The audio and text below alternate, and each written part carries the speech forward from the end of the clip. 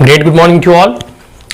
जैसा कि हम लोग इंडियन पॉलिटी बाय लक्ष्मीकांत के बुक से हम लोग feature of the Indian constitution के बारे में अध्ययन कर रहे हैं, उसी में हम अगला फीचर पढ़ेंगे कि इंडिया की जो एक प्रकार से कह सकते हैं ना कि जो कॉन्स्टिट्यूशन है या फिर इंडिया की जो गवर्नमेंट है वो किस प्रकार का है।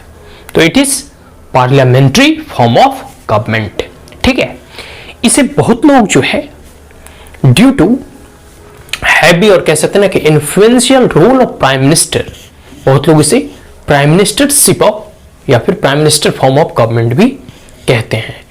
इसे बहुत लोग best minister model of government भी जो है कहते हैं। तो स्कॉलर्स अपनी तरह से कह सकते हैं ना कि कोई भी एक चीज को डिफाइन करने का प्रयास करते हैं।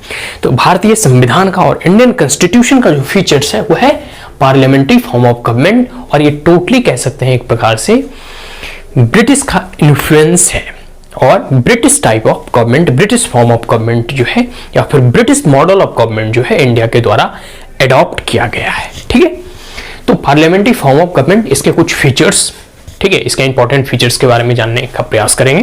ठीक है, यही सब पॉइंट्स जो है हम लोग थोड़े बहुत जो है डिस्कस करने का प्रयास करेंगे। तो British parliamentary form of government जो है अपनाया गया भारत के द्वारा। उस वक्त एक और ऑप्शन अवेलेबल था, वो है अमेरिकन का, मतलब यूनाइटेड स्टेट ऑफ अमेरिकन का, यूएस का। ठीक है, यूएस में कैसे प्रेसिडेंशियल फॉर्म ऑफ गवर्नमेंट,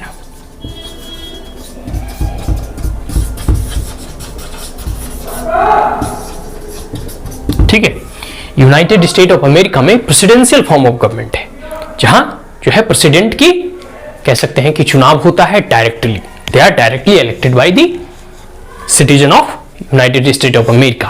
लेकिन इंडिया में क्या है, इंडिया के में जो है प्रेसिडेंट डायरेक्ट नहीं इलेक्ट होते, दे आर इनडायरेक्टली इलेक्टेड। ठीक है, और डायरेक्ट यहाँ कौन इलेक्ट होते हैं, तो कह सकते हैं कि सारे मेंबर ऑफ पार्लियामेंट जो फिर बाद में एक जो है प्राइम मिनिस्टर को चुनते हैं। ठीक है, तो हमारे पास एक मॉडल और भी था यूएस का प्रेसिडेंशियल फॉर्म ऑफ मॉडल, लेकिन हम लोगों ने इसे नहीं चुना और हम लोगों ने ब्रिटिश का जो है यूनाइटेड स्टेट और यूनाइटेड किंगडम का, ठीक है, ब्रिटिश मॉडल जो हम लोगों ने अपनाया वो है पार्लियामेंट्री फॉर्म ऑफ गवर्नमेंट, जिसमें कि जिसका इंपॉर्टेंट फीचर जो है वो है coordination and coordination between the legislative and executive organs. जो हमारी लेजिस्लेटिव बॉडी है, मतलब पार्लियामेंट एक लेजिस्लेटिव बॉडी है, और एक्सिक्यूटिव वगैरह जो होते हैं जो रूल्स एंड रेगुलेशन को इंप्लीमेंट कराते हैं, जो रूल्स एंड रेगुलेशन को बनाते हैं, वो उनका कार्य हो गया विधायी का। ठीक है, तो जो हमारी जो कह सकते हैं ना कि यह ब्रिटिश फॉर्म ऑफ गवर्नमेंट है या फिर पार्लियामेंट्री फॉर्म ऑफ गवर्नमेंट है, इसमें कॉर्पोरेशन और कोऑर्डिनेशन के आधार पर जो है सरकारें चलती है। बट इन द यूएस और in the presidential form of government generally जो है separation of power between the organs in the sense there were 3 important organs. ठीक है, 3 इंपॉर्टेंट ऑर्गन्स हैं, सभी को मालूम है। एक तो है लेजिस्लेटिव बॉडी, फिर दूसरा है एक्सिक्यूटिव बॉडी एंड तीसरा है जुडिशियरी। ठीक है, कार्य नियम को बनाने वाली, नियम को इंप्लीमेंट करने वाली, और फिर न्यायपालिका नियमों तमाम चीजों के बारे में जांचने परखने वाली कि वो नियम सही रूप में जो है बनाया गया है या नहीं, बेसिक स्ट्रक्चर जो है ना उसे फॉलो किया गया है नहीं। तो जो कह सकते हैं ना कि जो प्रेसिडेंशियल सिस्टम ऑफ गवर्नमेंट है उसमें सेपरेशन ऑफ पावर होता है, और जो प्राइम मिनिस्टर या फिर ब्रिटिश मॉडल ऑफ गवर्नमेंट है, जो best minister model of government है, जिसमें कि corporation and coordination between the legislative and the executive wing. तो ये सबसे इंपॉर्टेंट फीचर्स है या डिफरेंसेस कह सकते हैं।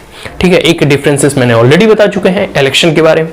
ठीक है, तो ये चीजें हैं जो है भारत के कॉन्स्टिट्यूशन या भारत के कॉन्स्टिट्यूशन जो फ्रेमर थे, मेकर्स थे, उन लोगों ने वो सोच समझ के जो है पार्लियामेंट्री फॉर्म ऑफ गवर्नमेंट को एडॉप्ट किया।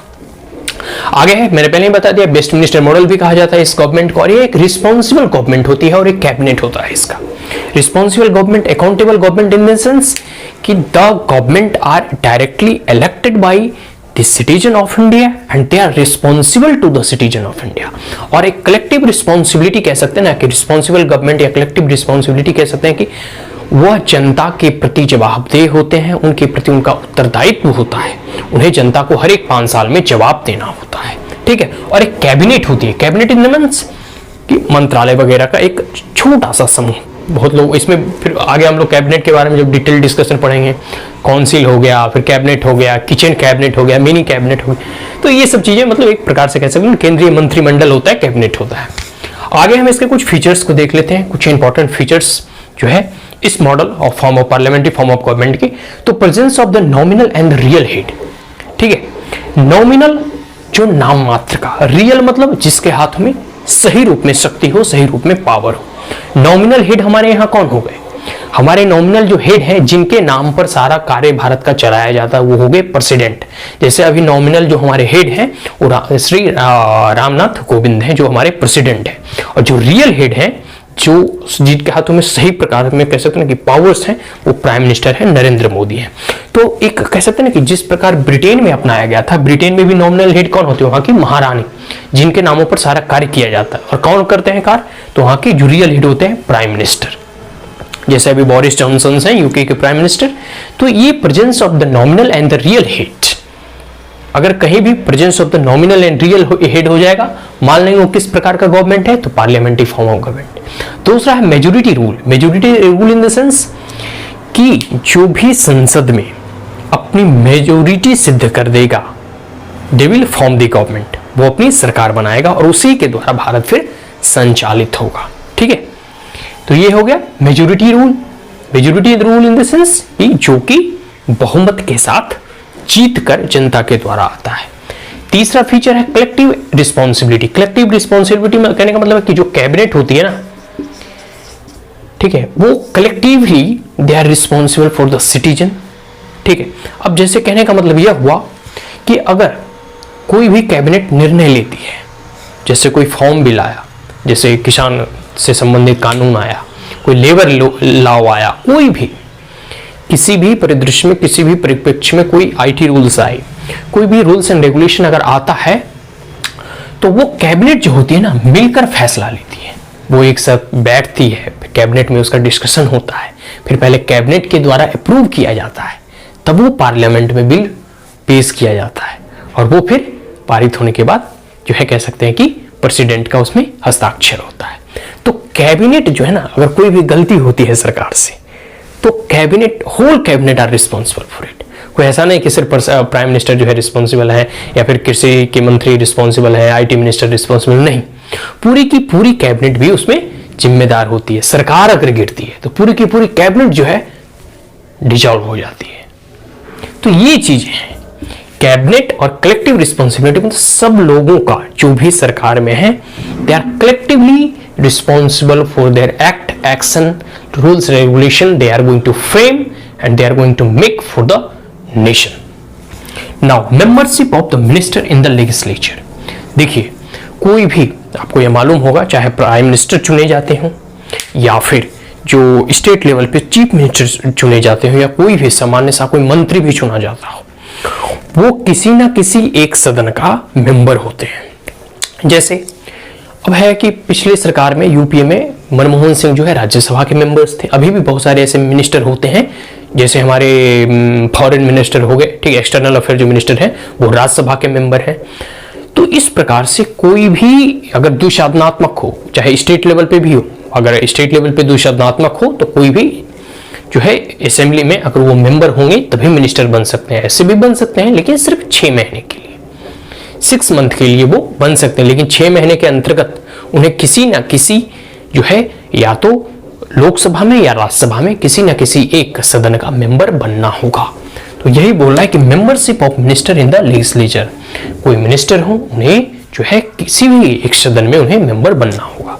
आगे है leadership of the PM, prime minister का लीडरशिप। लीडरशिप हिंदी कह सकते हैं प्रधानमंत्री के नेतृत्व में कोई भी फैसला, कोई भी सरकार जो है रूल्स एंड रेगुलेशन बनाती है, कोई भी स्टेप लेती है, कोई भी एक्शन लेती है, तो वो किनका नेतृत्व रहता है? वो प्रधानमंत्री का रहता है। प्राइम मिनिस्टर का जो है एक लीडरशिप रूल रहता है। आगे है dissolution of the lower house. सभी को मालूम है कि 5 साल बाद फिर से चुनाव होते हैं, फिर से इलेक्शन होता है, फिर से जो है कैंडिडेट चुने जाते हैं, और पूरी के पूरी कह सकते हैं ना कि लोकसभा एक बार जो है डिसॉल्व कर दिया जाता है, सबकी जो है कह सकते हैं एक प्रकार से सदस्यता खत्म कर दी जाती है। उसमें बहुत सारे पुराने मेंबर्स जो चुनकर आते हैं वो फिर से वो अपनी सदस्यता ग्रहण करते हैं, कुछ नए मेंबर्स इलेक्ट होकर आते हैं।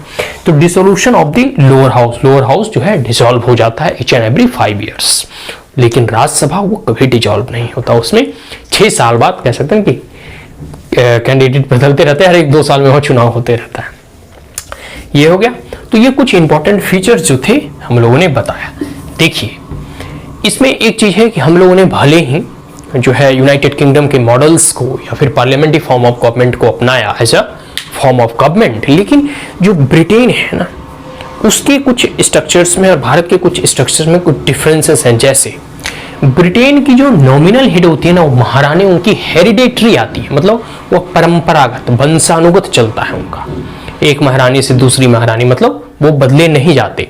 लेकिन भारत में जो नॉमिनल हेड होते हैं दे change each and every 5 year, वो 5 साल बाद बदल दिए जाते हैं। जैसे अभी पिछली बार प्रणब मुखर्जी जी राष्ट्रपति थे, इस बार रामनाथ कोविंद जी राष्ट्रपति हैं, फिर शायद कोई अगली बार कोई और हो जाए।